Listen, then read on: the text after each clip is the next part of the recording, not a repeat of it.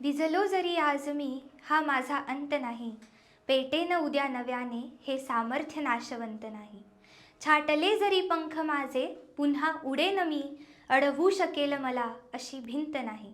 जीवन जगत असताना अडचणींचे डोंगर आडवे येतात, परंतु ते जीवन जगण्यासाठी दुर्दम्य आशावाद अत्यंत सोप्या शब्दात ज्यांनी व्यक्त केला ते प्रतिभावंत कविवर्य सुरेश भट. नमस्कार, मी देवहूती गांजापूरकर आणि तुम्ही पाहत आहात गल्ली ते दिल्ली. कवी गीतकार असलेल्या सुरेश भटांनी गझल हा काव्य प्रकार पहिल्यांदाच मराठीत आणला.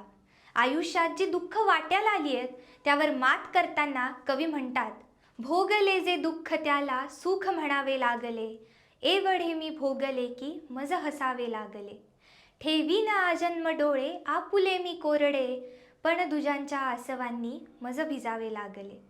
सुरेश भट यांच्या एल्गार, झंझावत, रंग माझा वेगळा अशा अनेक काव्यसंग्रहातील पंक्ती अजूनही रसिकांच्या मनामध्ये घोळत असतात. स्त्री मनातील प्रणयाच्या सुप्त इच्छा त्यांनी इतक्या तरल आणि सुंदर शब्दात व्यक्त केल्यात की ही गाणी पुरुष गीतकारांनी लिहिली आहेत असं वाटतच नाही.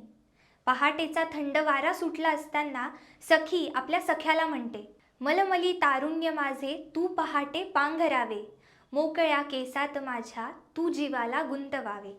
तसंच केव्हा तरी पहाटे उलटून रात गेली, मिटले चुकून डोळे हरवून रात गेली. त्याचबरोबर तरुण आहे रात अजूनी राजसा निजलास कारे. ही गाणी ऐकताना नकळत अंगावर रोमांच उभे राहतात. मेंदीच्या पानावर मन अजून झुलतंय ग, हे गाणं म्हणजे सुरेश भटांचा मास्टरपीस. हिंदीतील प्रसिद्ध गीतकार सलील चौधरी यांना हे गाणं इतकं आवडलं की त्यांनी ते बंगाली भाषेत लता दीदींकडून गाऊन घेतलं. कविता, गझल आणि गीतांबरोबरच त्यांनी देशप्रेमाने ओतप्रोत भरलेलं उषक्काल होता होता काळ रात्र झाली, अरे पुन्हा आयुष्याच्या पेटवा मशाली या ओळीसुद्धा सुरेश भटांच्या लेखणीतून साकार झाल्या.